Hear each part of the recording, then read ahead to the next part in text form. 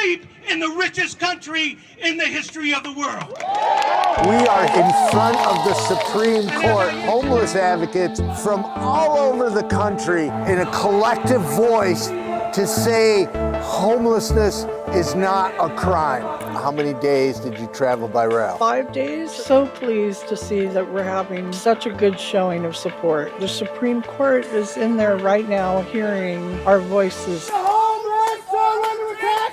What do we do? Stand up like that! When all of this place experiences one nation under God with liberty and homes and living wages and health care and education and voting rights and justice for all. I'm here today because this is absolutely ridiculous. We are here to show members of Congress, members of the Supreme Court, the world at large that we care about ending homelessness and we care about how people who are experiencing homelessness are treated in this country. I'm from Hawaii. It's a 10-hour flight as Native Hawaiians. We're being priced out of paradise. So I understand the cause here, just here to support. I have been a resident of Grants Pass forever. I've been homeless off and on for many years in that town. You received almost up to $5,000 worth of fines. Yes. What did it feel like speaking in front of the Supreme Court? This is the most empowering moment of my life ever.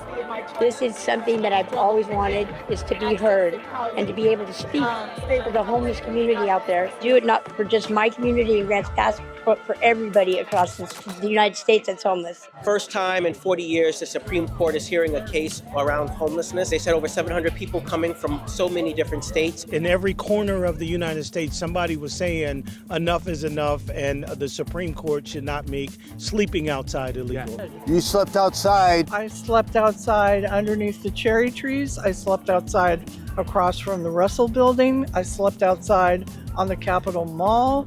I slept outside. What are we here for?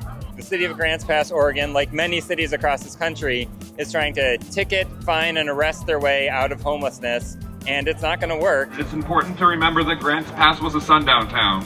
A town that prevented black people from living there.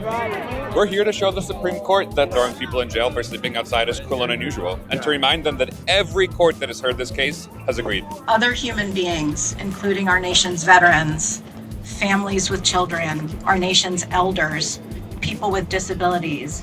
This case will determine how they can be treated under the law. It's morally wrong, no matter what the court says, but the court should also say it's unconstitutional. A 5-year-old, a 10-year-old would be able to tell you, no, it's wrong to find people who have nowhere else to sleep for sleeping outside. I don't want to have to tell my young people that they have to consider even being jailed or fined for not having resources. Housing is a human right. It's so simple. Housing, not handcuffs! Housing, not handcuffs! I just never thought we'd be to this place. We're here today because we didn't invest in housing and we knew we needed to do it and we as a country didn't do it. And now folks are after the very people who are suffering on the streets and have nowhere to go. Criminalization is growing across the country.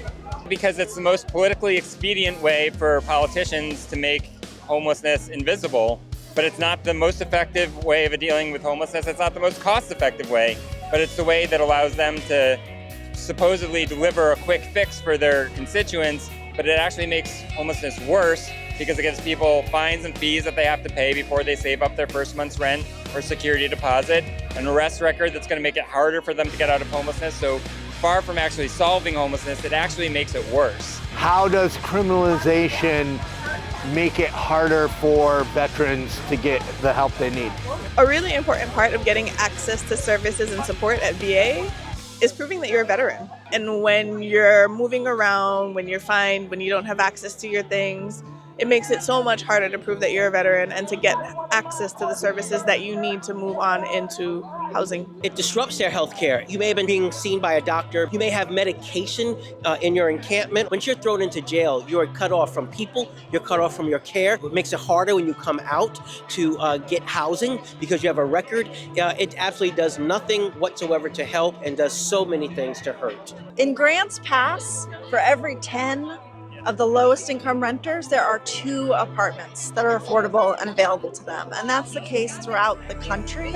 There's a severe shortage of homes affordable to those lowest income renters. So without them, over half are paying most of their income just to keep a roof over their head. And when you have such limited income to begin with and you pay so much of it for your home, you're always just one unexpected medical bill, a broken down car, away from missing rent, facing eviction, and in worst cases, becoming homeless. What could we do as an alternative to criminalization? The money that we would use to criminalize them and to pay for the police that are criminalizing them, we should give them for rent. We're making the problem way more complex because we blame people for the situation that they're in rather than blaming the system that creates low-wage jobs, that causes people to have public benefits that don't pay them enough to live. Providing people with permanent, stable housing that meets their needs and services like healthcare, case management, mental health support, and income coaching.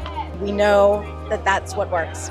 Ultimately, we need policymakers to act, right? And act not to punish people who are homeless for being homeless, but to provide the resources for proven solutions. Housing choice vouchers should be universally available to everybody who needs it. And there was a chance. The Build Back Better Act, if Congress had passed it, we could have ended all unsheltered homelessness and some other homelessness as well. But Congress failed to do it. And so we have to urge and demand that Congress actually act and provide the resources that are needed. People do not choose to be homeless. They are forced into homelessness by a safety net riddled with holes. I'm just really thankful that we demonstrated today that housing is the solution to homelessness. If the Supreme Court doesn't do the right thing, it could be used not just against people who are homeless, but used just against people who are disproportionately impacted by the criminal legal system. And that's going to be tragic for everyone, but especially for Black folks, people of color. I think about people in my family who experience being unhoused, and if they were to encounter the police, what would that look like? They might not be here with us today. This case is about housing justice, yes, but it's also about racial justice.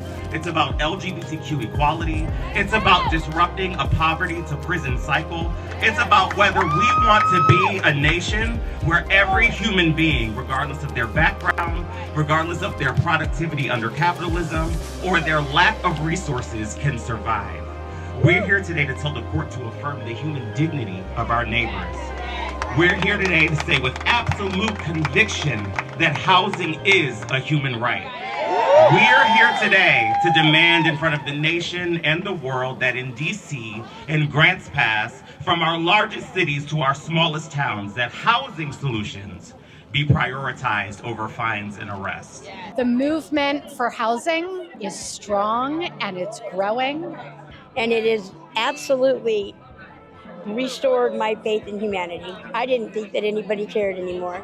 When I was at that podium just now and I looked out there and I've seen all these people, I'm like, these people got my back. When you share Invisible People videos, it does make a difference. The lawyer who's arguing against Grants Pass in front of the Supreme Court, she walked out, broke away from the crowd she was with and said, "You're Mark Horvath. I just watched your video." It matters. And no matter how they decide, we know that this country has gone off the rails when it comes to penalizing people experiencing homelessness for life-sustaining activities. Kentucky just made it a stand your ground issue where people can use violence up to and including deadly violence if people are homeless on their property. In the richest country in the world, this is our solution for ending homelessness. We have to do better. It's not going to be until June we're going to hear what the Supreme Court decides on. Our work does not stop today. Our work continues into the halls of legislatures all over the country to demand funding for housing for all people. Either way that it goes, this battle is going to continue, and that's where we need you. JohnsonsVGrantsPass.com. Go, learn more, get involved.